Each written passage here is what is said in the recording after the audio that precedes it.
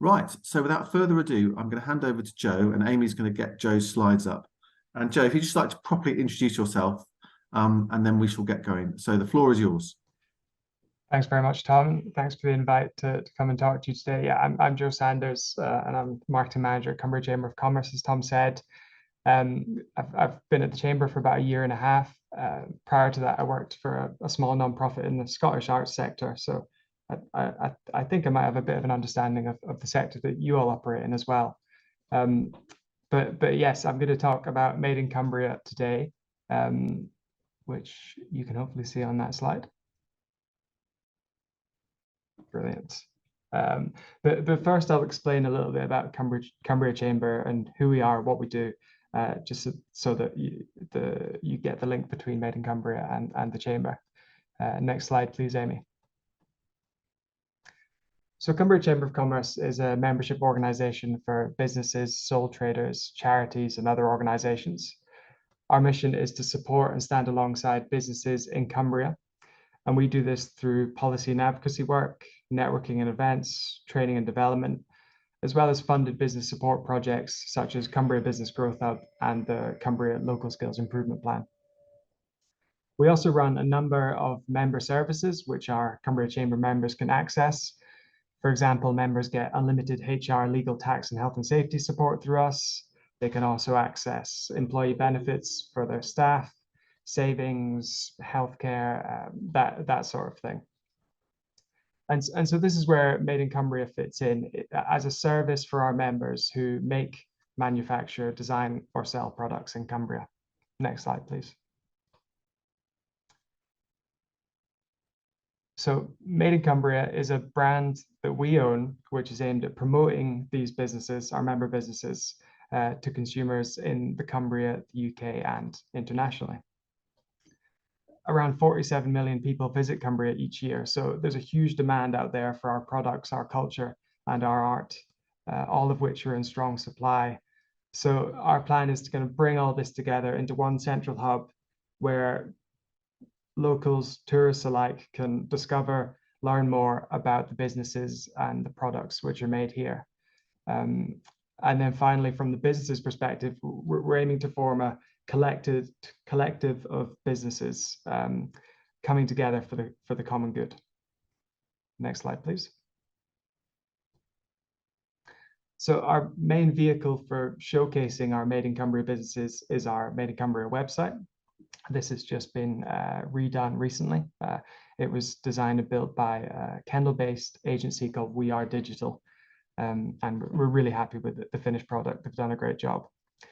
So the aim of the website is to form this hub for information, to engage and inform the users about each business before sending them over to the business's own website to complete purchase. So we're not selling anything on the website. We're not taking any commission or anything like that. It's purely a kind of showcase site. And so the businesses who are listed on the website will receive an annual report showing the amount of traffic to their listing, the amount of clicks on their link, and all of that data. Next slide, please. So there's just a couple of screenshots from the website here. So on the left, you can see that's the kind of all businesses category. And then on the right, that's an example of how one of the business listings looks. And that's Lauren's Cows, which is Lauren's, you've probably heard of her. She's an artist that paints these amazing images of cows and sells products from that artwork. Next slide, please.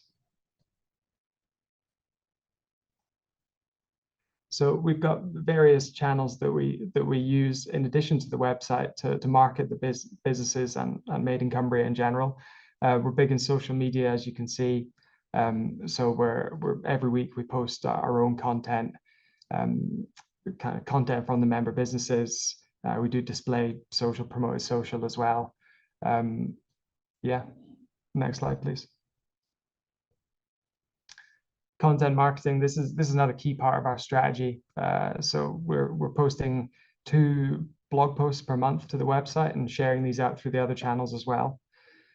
The reason for this activity is to educate users about Cumbria and the Cumbrian produce. So that aim, to promote the individual businesses within the articles, and then to keep our SEO functioning as well. So keep us ranking at the top of search results, keep that traffic coming in, and keep people visiting the businesses' websites. Next slide, please. So other promotional activity includes Google ads that we run to again keep driving traffic to the website. Influencer marketing, which I'm looking into at the minute. Ideally, I'd like to get an influencer to like make a video making a dish with all of the amazing food and drink products we have on the site. Regular marketing emails. We're currently building the mailing list. I think we've got about 6 people on there, but it's only been going for about 3 days.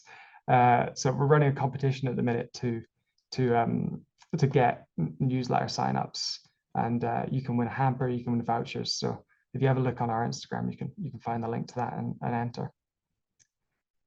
Social media, as I said, regular posts, and then other promotional activity, and then the idea is to do a launch event at some point in the new year. We haven't had time this time to do the event, but in the new year we'd like to do an event, kind of almost like an expo for these small businesses. Next slide, please. So listing on Made in Cumbria. To list on Made in Cumbria, you just have to join Cumbria Chamber of Commerce for £175 plus VAT per year for a sole trader, and then the Made in Cumbria service is purchased as a bolt-on to the membership. We don't take any income from that. All of that income from listing fees gets poured back into the website to back into the marketing, and then 6 months free listing if we're running that promotion at the minute to get businesses onto the site. Next slide, please. I think that's everything. Yeah, that's just my contact information there. And I can see a message from Sue Allen in years gone by. Made in Cumbria had a shop. Yeah, that's exactly right, Sue. So the Chambers owned Made in Cumbria for about 10, 12 years, I think. And there used to be a shop in Kendal, shop in Regid. Since I think they closed down just before COVID, I think. But yeah, now it's a fully online digital marketing activity. But then at some point with the in-person events as well. Yeah, so I'll put my email address in the chat if anyone wants to follow up anything with me, and happy to take any questions. And do you have thank you, Joe. Do you have many artists or people that that are creatives that are part of the chamber? You also got the cow lady, if I can call her that. I can't remember her name. Yeah, we do. I suppose where's the line between kind of crafts and art? I suppose we're kind of have more people making kind of products, crafts, and yeah, I'd have to get back to you on the actual number of artists we have, but yeah, we do have yeah, a number of creatives involved. And do you tend to find that I see Amy's got a hand up, come to in a second, it's quite a lot of the orders, is it from beyond Cumbria, if I can put it like that? Or is it Cumbrians buying Cumbrian stuff from Made in Cumbria? So been running the analytics on the website only for a week, so we don't actually have that much data. But it'd be good to check back. Maybe I could come and talk to you again in a year so we can see how things have worked. Yeah. But I've looked on it this week, and it's actually like most of the visits are from people from in London and the south. But we anticipate, yeah, a lot of local interest as well. Yeah. Okay. Amy. Yeah, that's I suppose my question was just about maybe with the artwork, probably more than the other products.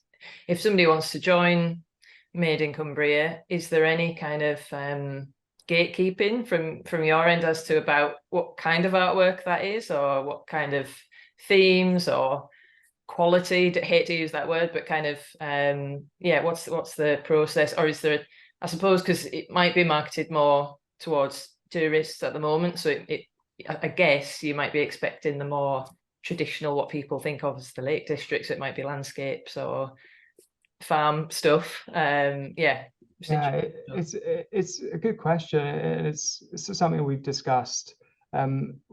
It's not that heavily curated made in Cumbria, although we do, you know, make decisions about what goes on there, but we kind of want to keep it as open as possible. Yeah, so kind of you know, any kind of art we'd be open to listing on there if you'd want to. You know, we didn't want to limit it as well to kind of just people that so say for example you have a t-shirt business and you design all the t-shirts in Cumbria, and the product is informed by Cumbria, and then maybe you do the manufacturing elsewhere. We still wanted those businesses to be able to get involved as well. So we're kind of casting a wide net, and in order to distinguish between kind of made in Cumbria, designed in Cumbria, we've the listings on the website you'll see will have these badges that either says made in Cumbria or designed in Cumbria. So yeah, kind of trying to keep it clear. Yeah. Thanks, Amy. It's interesting that this whole, you know, how do you make a living, stroke money, stroke, you know, capital out of art and culture is always a fascinating conundrum for lots of people. I was just chatting yesterday to a guy who runs the Association for Cultural Enterprises, who's going to come on a call before Christmas, who they're based near Stanhope, actually, in County Durham, but they're a national organisation, and they're all about how do you get, you know, art galleries or theatres or cinemas or places that have a cultural offer, but that can actually sell stuff there and, you know, actually on the premises as much as online. Because actually the funding model for culture and for art is changing. You know, the Arts Council are gonna not have as much money in the future, probably. And businesses and cultural enterprises are going to have to rethink. You know, I noticed that Wordsworth Grasmere have just launched an online shop, which I think is the first time they've done that in the last couple of weeks. You know, I think it's really interesting sort of territory, quite difficult territory to talk about for some people, I think, as well. But anyway, he's going to come on and we'll have a chat with him. But it's interesting, Joe, how that's my question about, you know, made in Cumbria, how much of it is an umbrella. And I think Amy's follow-up question about and where's the curation is a really interesting sort of territory to get into. Who decides and how do they decide what should be, you know, monetized as far as this is concerned? Ultimately, though, you've got to put food on the table and you've got to pay your bills, so you've got to make some money somehow. Sure. Yeah, I understand that. It's an interesting point, kind of. You know, how do you kind of commercialize and sell things?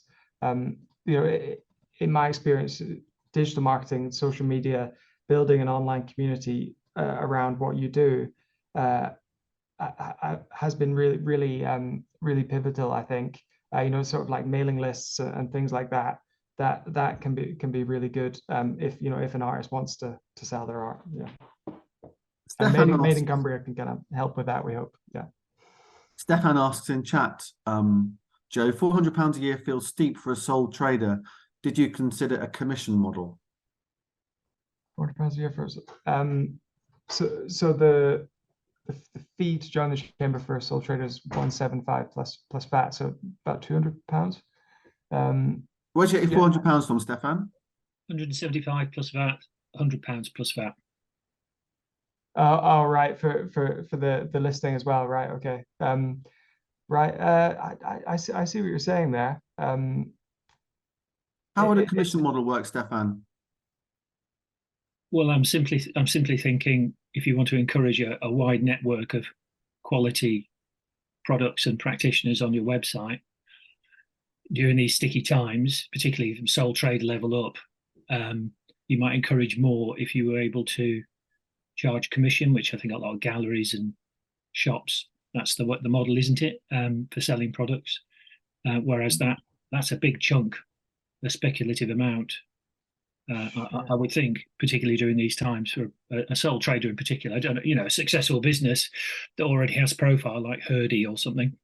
Hurrah! Yeah. But I know personally, and I'm slightly on the edge here because I don't know how a theatre company would necessarily benefit from this.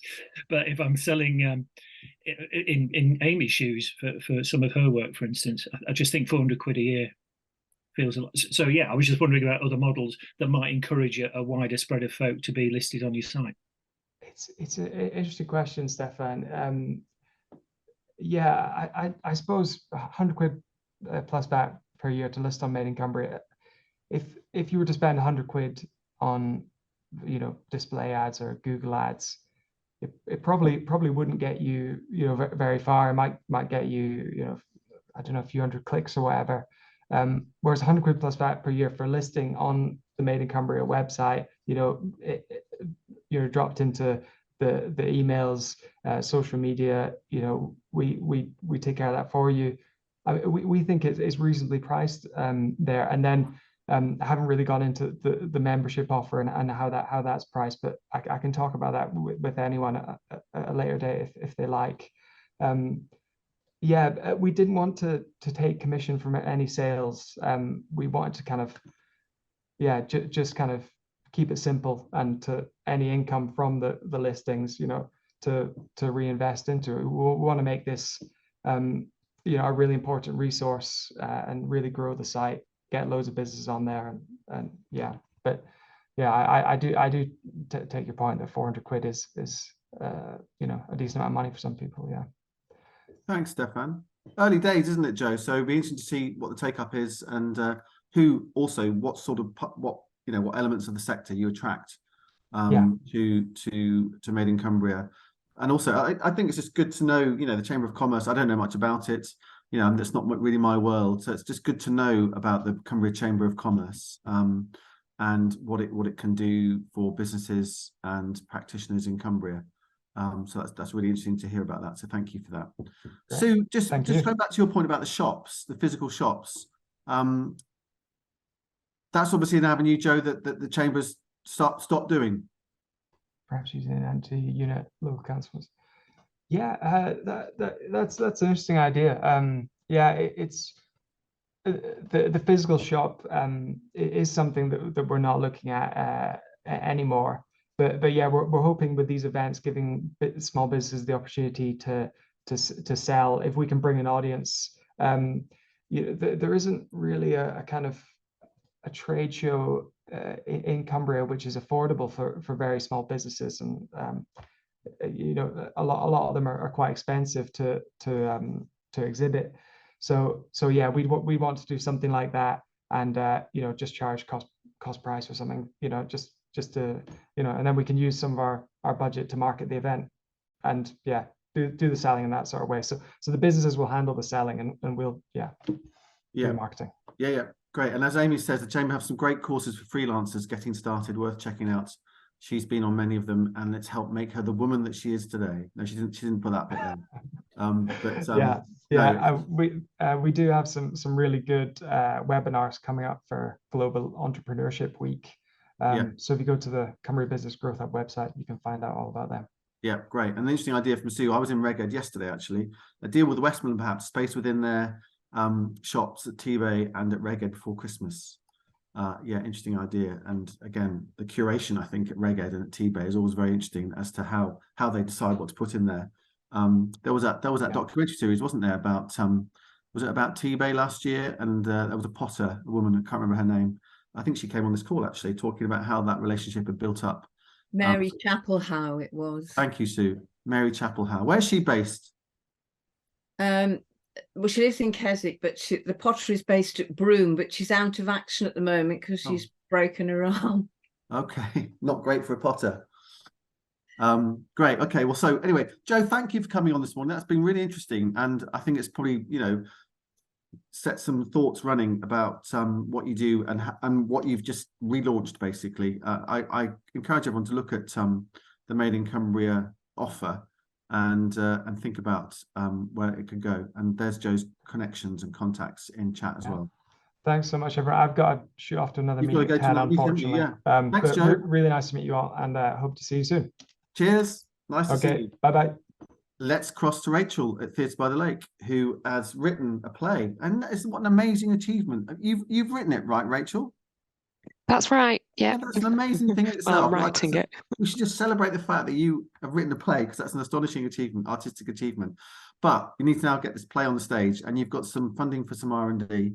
and you're looking for some support for that. So tell us about the play, perhaps a little bit, and what you're looking for. Great, thank you. Yeah, so I'm a local writer based in Penrith, and this is an Arts Council funded R&D project to develop the play that I'm writing. So it's in its first draft phase at the moment, so it's not sort of finalised at all yet. So that's what this is about, this part of the this next step of the project. So I'll just say a little bit about what the play's about, and then I'll just give you a few more details about the casting and things like that. It's called Mill Girl, that's its working title at the moment, and it's about a town called Scancliffe, which is a working class town up here in the northwest, and it's set around sort of the eve of the millennium, kind of from about 1997 to 2001, that kind of period, and the town has, its industry was making paper. So there's this paper mill at the centre of Scancliffe that's closed down in the early 90s, and obviously all the jobs in the town went with that. And the focus is this family, the Barton family, who live in the shadow of this mill. You know, they've had generations of their family working at the mill, and now obviously the closure of the mill's it's a story we all know. It's had an impact on the town itself. So it's quite a run-down community. The schools are closing, the doctor surgery is moving 2 bus rides away, the job centre's gone, the shops, precincts closing. There's sort of false promises to build a call centre, but that's not happening. And so my sort of thinking behind sort of setting it at this period was in 1997, that's when New Labour came in, and there was this Tony Blair fever sweeping through the country, and Tasha who's the daughter. She's a first-time voter, so she's sort of full of hope and promise about the future, and I just thought it might be quite interesting to sort of set it in this period with us, you know, with our own sort of general election on the horizon. What might happen, who might get in, can we look back at the mistakes of the past to help influence the future. So Tasha sort of looks at her rundown community and thinks, you know, she sort of swept along on this tide of change and excitement, and she decides to do something about it. So she wants to take back control of the mill for the community, and obviously the community is changing. You know, we've got there's a small group of there's a small community of refugees coming into the town that are from sort of as Yugoslavia breaks up, and so she just wants to do something to help. So she begins to get kind of turn this sort of mill into a community space for everybody to use. But then as sort of the Blair fever wears off and the wider political landscape begins to change and some things start to go wrong, things like, you know, the bank's gaining more and more power, the seeds begin to be sown for which sort of leads to the housing crisis. 9/11 happens, the onset of the Iraq War. All these things sort of start to influence the people who live in Scancliffe and the town, and things start to go wrong for the Bartons and for Tasha and the mill. So yes, that's kind of what it's sort of the basis of the play. So I've been working with Box of Tricks Theatre, who are based in Manchester, who are absolutely amazing for supporting writers, and I worked with them to sort of develop the first draft of this, and then they encouraged me to go and get some Arts Council funding so that I could develop it and some of the ideas and themes a bit further. So I've been working with some local schools and community groups, kind of research some of my ideas. So now it's time to sort of pin down those ideas and redraft the play and then workshop it. So we're going to do a week of R&D. So we're going to be workshopping the script at Theatre by the Lake in their rehearsal room.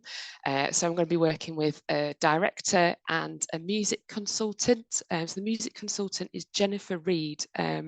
She's sort of like a a Lancashire folk ballad expert.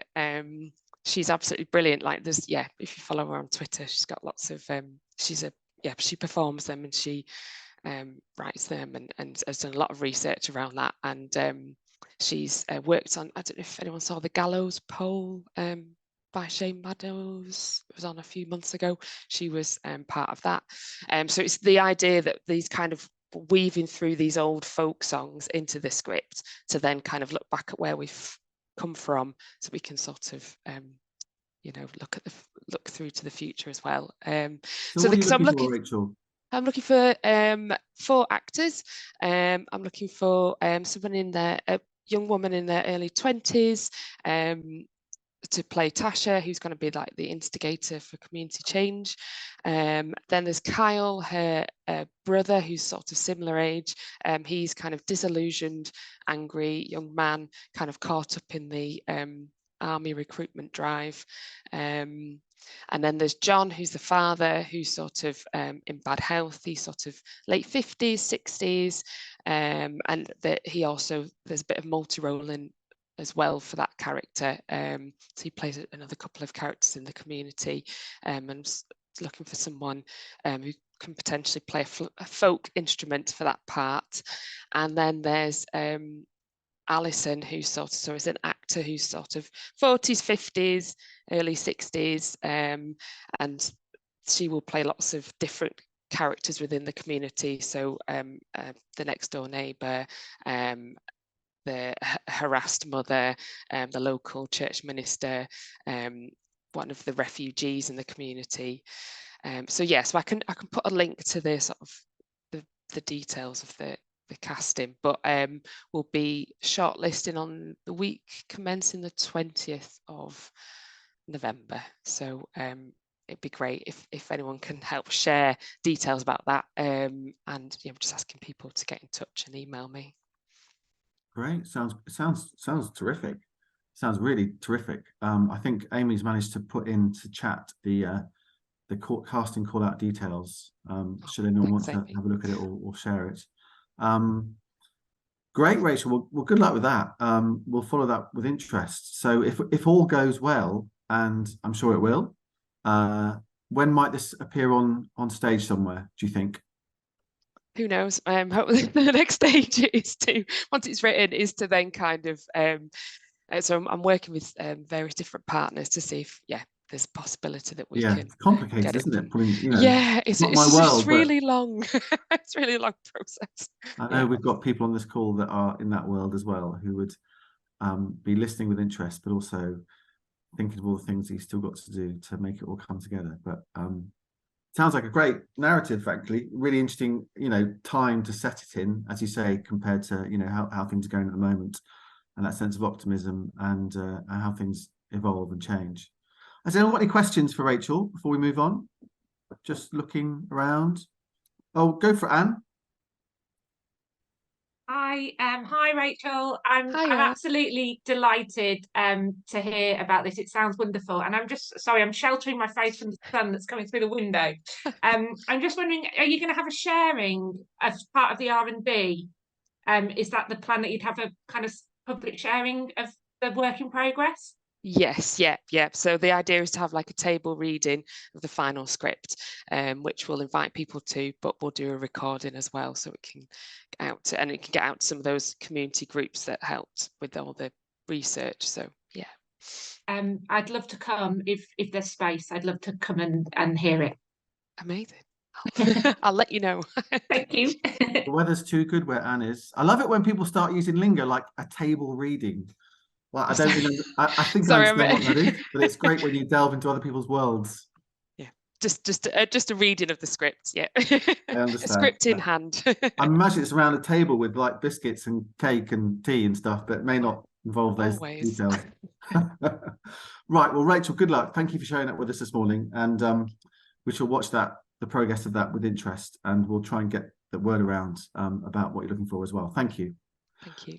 Right, what time is it? 9 minutes past 10. So let's cross to Lara, who's sitting there patiently at Rosehill, who's going to talk to us for the final part of the call about a project that's just getting off the ground that she's overseen. So Lara, we'll get your slides up for you. Amy will get your slides up for you. Yeah, we don't need them just yet, but Okay. thank you. Yeah, if you don't Off you go.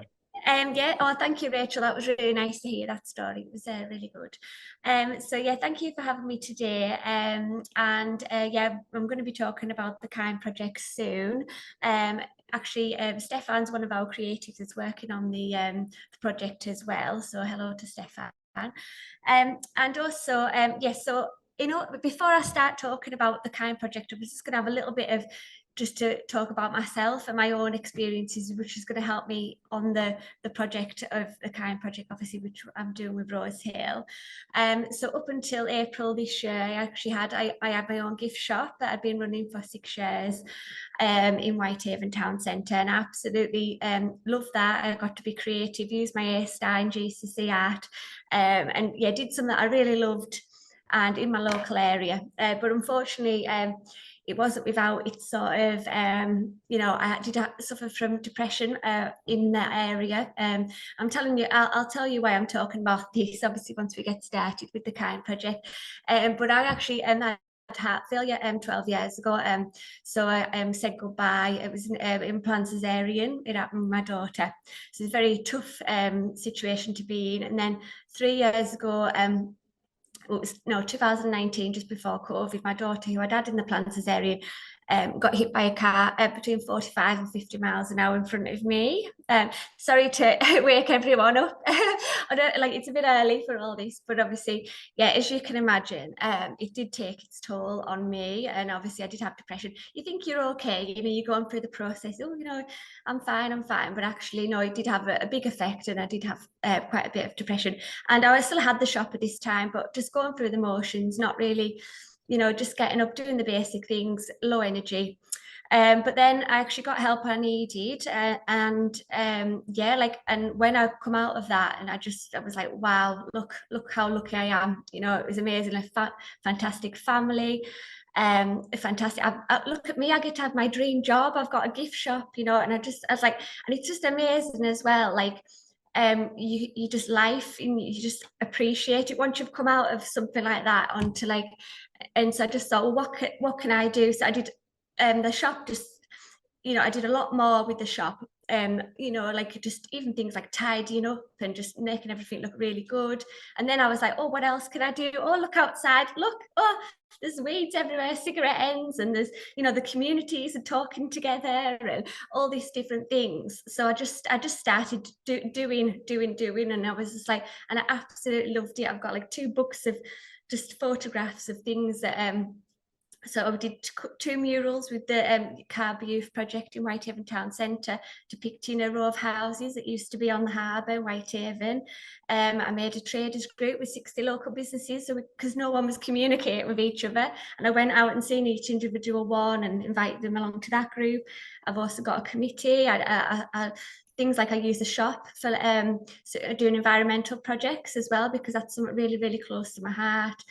We recycled plastic toys, and then so we made them into key rings and then sold them, and all the profits went to help Cumbrian beach cleanup. So it was like really good. We raised about £400 sort of just to go into beach cleanups and things like this.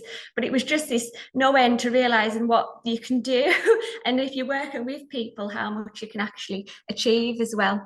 So basically, that was me in the last. But obviously, unfortunately, it did shut in April this year, and I did try as much as I could, but unfortunately the town just wasn't where I needed it to be for that shop to survive.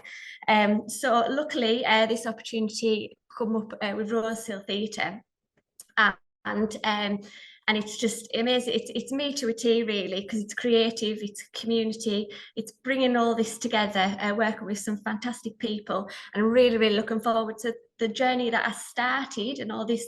I mean, I do still a lot in the community, but the journey that I've started, I can really bring on to this Kind project that I'd like to talk about now. So brilliant, thank you. So this is Whitehaven, and I'm very passionate about it. And even though the shop didn't survive, I still carry on singing, and hopefully, because anybody that knows Whitehaven knows it's a fantastic town, lots of potential, but unfortunately just not harnessed enough. But you know, I'm going to still carry on doing as much as I can, and it's great I can do this as a job role with Rosehill and with the Kind project. So yes, if you'd like to go on to the first slide. So with the Kind project, we will be well, it's going to be using creativity to improve well-being and reduce isolation, and it's a tough one. It's a big problem, I think, in my sort of part of Whitehaven. It's you know, mental health, obviously, because I've been through it myself. But you can see, I think once you've come out of it, you do see a lot of it, and I know there is a lot of it about. And we're lucky that we've got some really, really good organisations that we can work with who are already targeting that. But we would like to use the Kind project to sort of use creativity at the forefront and really help those people just to be better, you know, just to really improve their lives. So we're working with so if we just move on to the next slide, please. So the Welcome Hub, it's fantastic. It's already been up and running, and this is in our local, it's in Whitehaven town centre, and it's every Monday morning, and it's for anybody in Whitehaven that's feeling quite isolated. And we get quite a lot of people coming. They get a nice warm meal, and we get to talk to people, and we're actually got some of our 5 creatives that I'll talk a bit more about in a minute. They come and put on project for just different for them to join in with. We've obviously got some wool there, but there's lots of different things. Stefan's done one with the residents recording some thank you messages, which is absolutely fantastic, and just doing something different each week. And it really does, they just all sit around a table and it gets them talking. It does use creativity in a really, really good way. So next slide, please. Yes, so the Kind Collective, obviously, because we wanting with the Kind project to really, really engage with the local community, because we don't want to just say, oh, this should happen, this should happen.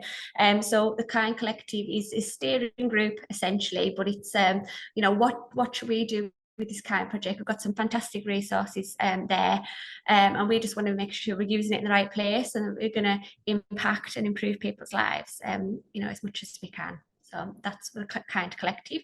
The next slide, please.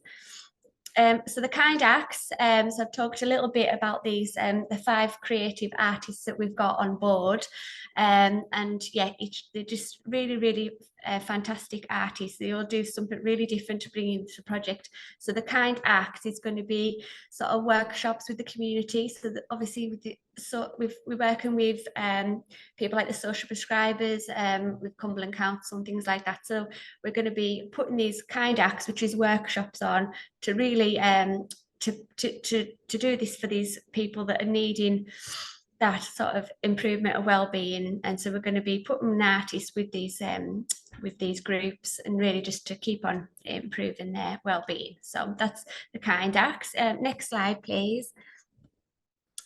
So the pop-up space as well, which I'm really excited about, is we're wanting to get a place in Whitehaven Town Centre. We have been looking at a couple of places, but we're just having to see.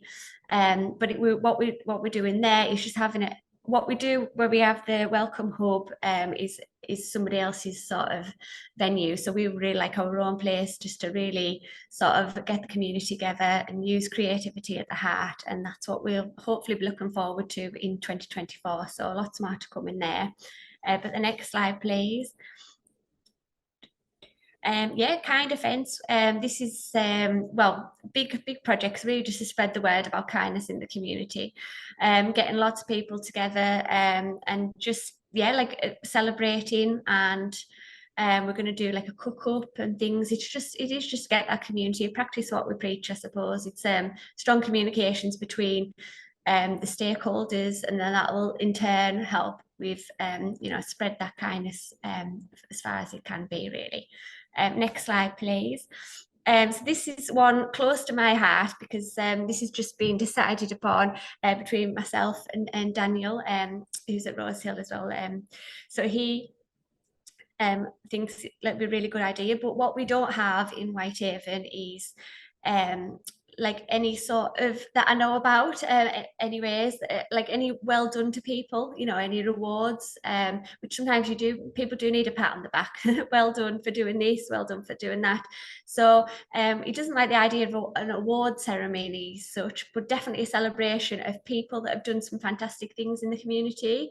And that's what we're going to be doing, is in like, yeah, a creative award, or maybe it could be an educational award for somebody that's really, so they'd have to be nominated probably for social media and things like that. But yeah, just to have a celebration and a well done. And we're hopefully getting one of our artists maybe to do like as a self-portrait or something like that, as a thank you to them. So using creativity, but and to thank them basically. But that's it. Thank you. I think, yeah, that's the end of the slide now, so thank you very much. Thank you, Laura. Okay. Gosh, what a story. Yes. And I can see where this fits into your own authentic kind of interests in community and trying to celebrate where you live and celebrate Whitehaven and all its glory. By the way, that photo of the bread making going on that I saw, I did that exercise at Rosehill about a year ago. I can't remember the name of the chap who came in and did it all, but it was fantastic. It was, what's his name? Was it Leo? Leo, exactly. Business. Yeah, where you that's basically use the process of making bread, which I don't think I'd ever done before in my life, to basically ferment conversation. You know, literally fermenting bread, fermenting conversation. And it was a whole interesting way of thinking about how do you get people to talk to each other. I really enjoyed it. Did I see something come up chat there? Any questions? How is the Kind project funded, says Peter Hunter? Good question. So it's through the Arts Council and also from Sellafield as well. So that's funded. Yeah, okay, and Monique, you've put something there. In my shoes, share your story event, celebrate West Cumbria's diverse heritage. Are you linking that to this possibly? No. So that was just a random thing I just found. We'll come back to that in a second then. We'll come back to that in a second. What's the duration of this project, Laura? Well, it's over the next 3 years, really. So it's amazing. Obviously, we're just embarking. You know, we're just at the beginning. This is why we're just biding our time a minute, because we just want to make sure we're going off in the right direction. So we're using all these things just to do, because we're at the beginning of it. We want to make sure we've got plenty of time as well, which is great. And we're just at the beginning of it, and it's really exciting. Okay, and is it specifically about Whitehaven as opposed to West Cumbria, for example? It is Whitehaven based. Yes, because I think. It is a little bit sort of undeveloped as much as what it could be with the art sector, which is where we're going to come in. It's just sort of getting it in there nicely for people, really, just to, we don't want to go crazy with the art, but it's just feeding it in nice, and hopefully, what an impact we can make over the 3 years in the community and with the arts. And what Hannah was talking about last week about Millom, that's a separate thing going on there. Yes. Yeah. Quite confusing though, because Hannah actually does work at Rosehill on part of the Kind project here as well. So a little bit confusing. That's fine. I see. I completely get the difference. Has anybody else got any questions for Lara about this project that you'd like to ask at this stage? Just going to slip back into chat. Done the funding. Do you have any links with Cafe West, says Derek? No, well, other than obviously in Whitehaven Town Centre, there's amazing business there. I have worked with them on a personal sort of level with the one shop front of the month. That's one of the things that we do, just to get people looking after the buildings a little bit more in the town centre, but not with Rosehill. We have Derek, sorry, just fill me in. What's Cafe West? Well, there is a cafe in Whitehaven called Cafe West. There's also one in Keswick. But they also have a base where they produce ceramics. And I just thought that again, it's a sort of social enterprise which rings a bit of a bell for me with what you're doing, Laura. That's why I asked the question. Oh no, it's brilliant. Yeah, we'll look into that a little bit more, because I didn't realise they were doing pottery. So that's really good. Thank you. Thanks, Derek. Well, good luck with it, Lara. Thank you. Thank you for sharing your story with us this morning and for sharing the plans for this project.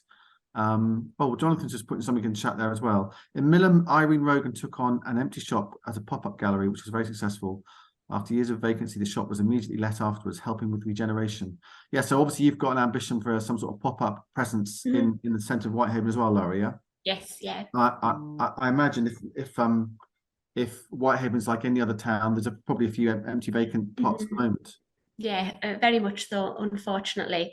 But then there's a lot of these great causes that can utilise them spaces. You know, and I just think, well, why not? If we've got the space there, it brings that sort of love back into the town, really. And also, it's a bit of a comms exercise, isn't it? It gives you a bit of presence. Yeah, oh, definitely, yeah. Because we helps. are a little bit stuck out here with Rosehill Theatre, so we'll get, it's good to have that sort of town centre presence. Excellent. Definitely. Okay, well, I'd say good luck with it, and we'll monitor its success, no doubt, but not without, you know, this stuff is difficult to get off the ground. You know, it's not easy work doing these sorts of projects. So good luck with it as well. Thank you. Nick, did you want to just talk about what you put into chat? Yeah, I just saw in the Kirkgate newsletter that there is this event in various places in Cumbria. It's called In My Shoes, Share Your Story events, celebrate West Cumbria's diverse heritage. So there's events in Maryport, Wigton, Egremont, Workington, Cockermouth. But I can't find anywhere where you can sign up or you know, express your interest, or is it a walk-in event? I just wanted to, I thought maybe somebody might know something about it. Anybody know anything about that? No. Blank faces from across Cumbria. There's no contact. There's no contact email or anything on it. I'll ask the Kirkgate I was going to say about it in their newsletter. They might have an in into it somewhere. Lovely. Okay. Thanks. Thank you. And Amy's just messaged me to say that the pottery that Derek's talking about there is actually the one featured on the podcast, the most recent podcast, West House Pottery. I didn't realise it was the same place, which is an amazing place in Workington, near the sort of the old ruined manor house castle in Workington. If you've not been there, Christmas presents galore, Christmas presents potential galore. Lovely pottery. Yeah, it's astonishing, and anyway, listen to the podcast; it'll tell you all about it. And if you fancy it, go along there. Lara, thank you for putting your details into chat there as well. Okay, yeah, no problem. Thank you. And we'll stay in contact. Yes. I think we're there. Has anyone else got any parish notices to share about anything? I just very quickly forgot to say earlier that I'd been to the Winter Drove-In in Penrith. Yes, Eve Knots. Saturday, yeah. It's only the second time I've been. I'm just absolutely blown away by how good that event is. And it's a really good example of mixing business and creativity together. It brings so much, well, you know, income to the town centre, just the amount of people that are there, the amount of food stalls, just people having fun, having a good time, lots of different street performers on the go. It's just such a good event. So yeah, you won't get to go to it till next year, but keep an eye out for it. It's really good. No, it's good to celebrate successes as well. And that sounds fantastic. I'm off to Kirby Stephen this evening to see a play called Beyond Caring, which is all about the care system, which is one of the highlight shows, one of the rural touring shows.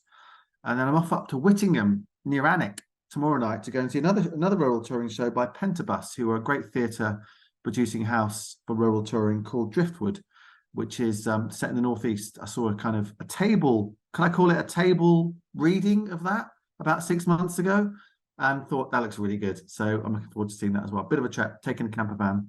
A cold night on the northeast coast awaits on Saturday night for me. Anyone else doing anything exciting coming up this weekend? Phil says Mark Griffiths has a show at Studio Moorland, one of my favourite places just to the east of Penrith there. What does Mark do, Phil? Remind me. Well, he does all sorts, songs and poems, and Coldew Press published his collection Grid, which is site-specific poetry. There are grid references which relate to different parts of the Lake District, so you can go there and read the poems and songs that he's actually written about those places. And he's got this exhibition with all of his notebooks and things at the Studio Moorland. So fantastic. He's doing a gig tonight, and it's on for a couple of weeks, I think. So great. That sounds great. Thank you, Phil. Thank you very much indeed. And Verity's off to a big bonfire Yeah, it is bonfire. Of course, it's bonfire weekend. So I'm going to a bonfire in Cockermouth on Sunday, which should be fun. Anyone else going to a bonfire? Yeah, I'm going for a bonfire swim. It is in Lancashire, I'm afraid, but Hang on, how does that work, Monique? How does that in a work? quarry. No, it's in In a a- quarry. You swim 500 meters and then they put up apparently an amazing fireworks show. So I'm looking forward to that. Let's hope. Sound should be amazing. Yeah. And I guess you kind of warm up on the bonfire once you come out of the freezing quarry water or whatever. So Yeah. stay safe and all that, but enjoy the fireworks. And if you've got pets, think about the pets as well. Right, I think we're done. I can't remember what we're doing next weekend, but I'm going to enjoy a bit of sunshine now and just go for a short stroll. So have a nice weekend, everybody. Have a nice week as well, and catch you again soon. Oh, and thank you. Sorry, thank you to Joe, to Lara, and to Rachel for some fascinating stuff this morning. I forgot to say thank you. Thank you to all of those people. See you again soon.